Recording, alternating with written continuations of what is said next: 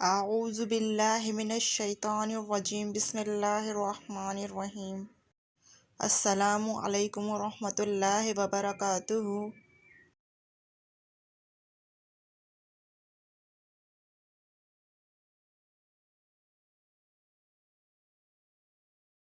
شمس الدین التمش سلطنت دہلی کا تیسرا حکمران اور خاندان غلامہ کا تیسرا بادشاہ، جو قطب الدین ایبک کا غلام تھا، اور اس نے اس کی ہونہاری دیکھ کر اسے اپنا داماد بنا لیا تھا۔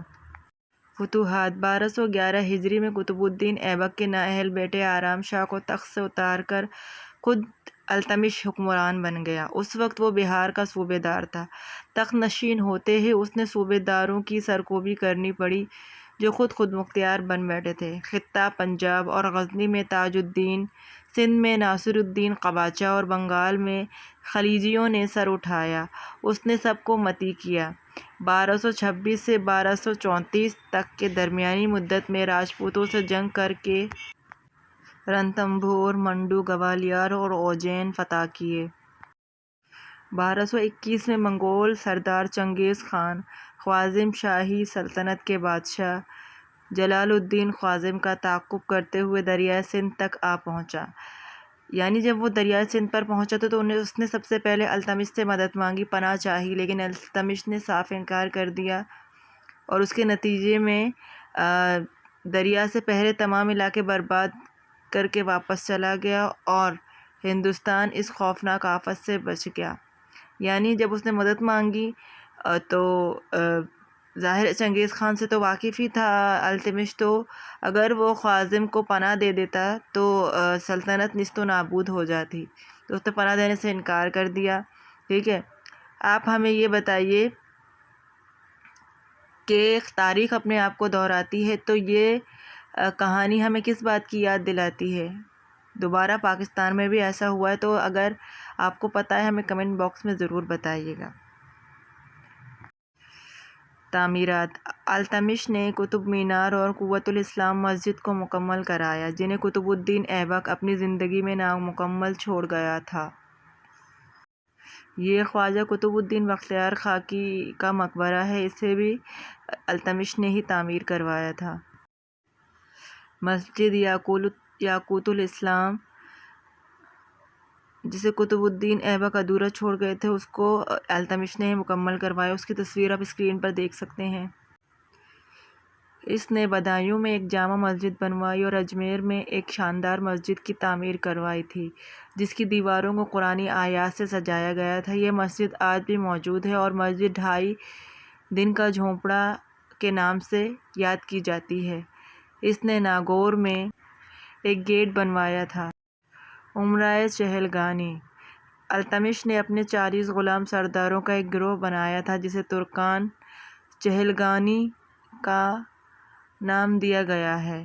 اس تنظیم کو چرگان بھی کہا جاتا ہے، جس کی مدد سے وہ حکومت کرتا تھا۔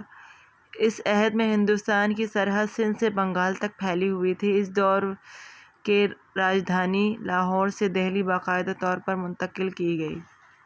امرائے چہلگانی 40 سرداروں پر مشتمل ایک وزراء کا گروہ تھا، جسے امرائے چہلگانی کا نام دیا گیا ہے۔ چہل کا مطلب ہے 40۔ یہ 40 امراء تھے، جن پر ہر بات پر ہر مقصد میں التمش ان سے مشورہ کیا کرتا تھا۔ ٹھیک ہے، اور یہ اس کو مشورہ دیتے تھے، اور ان کے مشورے سے اس کی سلطنت دور دراز کے علاقوں تک پہنچ گئی تھی۔ اس عہد میں چاندی اور تانبے کے سکے بھی رائج تھے۔ سکوں پر التمش نے اپنا ذکر عباسی خلیفہ کے نمائندے کے طور پر کیا۔ ایک جنگی مہم کے لیے جاتے وقت راستے میں التمش بیمار ہو گیا۔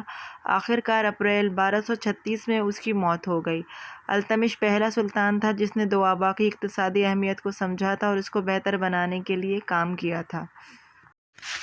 مشہور سیاح ابن بطوطہ نے التمش کے بارے میں لکھا ہے کہ سلطان نے اپنے محل کے سامنے شیروں کی 2 مورتیاں بنوا رکھی تھیں، جن کے گلے میں گھنٹیاں لگی تھیں، اور کوئی بھی شخص ان گھنٹیوں کو بجا کر سلطان سے سیدھے طور پر فریاد کر سکتا تھا۔ اور اس کے بعد ایک مغل بادشاہ نے بھی اس کی نقل کی تھی، تو آپ ہمیں کمنٹ باکس میں بتائیے گا کہ وہ مغل بادشاہ کون تھا۔ حوض شمسی: دلی کی سب سے پرانی یادگاروں میں سے ایک مہر ولی کا حوض شمسی بھی ہے۔ یہ وہ تالاب ہے جو ایک مدت تک اہل شہر کی پانی کی ضرورتوں کو پورا کرتا رہا ہے۔ اس کے بارے میں آثار السنادید میں ہے۔ قطب صاحب کے نواح میں سلطان شمس الدین التمش نے قریب 627 ہجری بمطابق 1229 عیسوی کے یہ حوض بنایا تھا۔ مشہور یہ ہے کہ حوض سنگ سرخ کا بنا ہوا تھا مگر اب ٹوٹ گیا ہے اور نرا تالاب رہ گیا ہے۔ جب حضرت قطب الدین بختیار خاکی کی وفات ہوئی تو کوہرام مچ گیا۔ جنازہ تیار کر کے ایک بڑے میدان میں جنازہ پڑھنے کے لیے لایا گیا۔ لوگوں کی بڑی تعداد جنازہ پڑھنے کے لیے نکل پڑی تھی۔ جب جنازہ پڑھانے کا وقت آیا تو ایک آدمی آگے بڑھا اور کہنے لگا کہ میں حضرت کا وصی ہوں، مجھے حضرت نے وصیت کی تھی، میں اس مجمع تک وہ وصیت پہنچانا چاہتا ہوں۔ مجمع خاموش ہو گیا۔ خواجہ قطب الدین بختیار خاکی نے یہ وصیت کی کہ میرا جنازہ وہ شخص پڑھائے جس کے اندر 4 خوبیاں ہوں۔ زندگی میں اس کی تکبیر اولیٰ کبھی قضا نہ ہوئی ہو، اس کی تہجد کی نماز کبھی قضا نہ ہوئی ہو، اس نے غیر محرم پر کبھی بھی بری نظر نہ ڈالی ہو، اتنا عبادت گزار ہو حتیٰ کہ اس نے عصر کی سنتیں بھی کبھی نہ چھوڑی ہوں۔ لوگوں نے دیکھا کہ یہ وقت کا بادشاہ شمس الدین التمش تھا جس نے قطب الدین بختیار خاکی کی نماز جنازہ پڑھائی۔ کیا یہ واقعہ مستند ہے؟ آپ ہمیں کمنٹ باکس میں ضرور بتائیے گا۔ اگر آپ کو ہماری یہ ویڈیو اچھی لگے تو پلیز لائک، شیئر اور کمنٹ کرنا مت بھولیے گا، اور ہماری مزید ویڈیوز دیکھنے کے لیے سبسکرائب کے بٹن پر کلک کیجیے۔ شکریہ۔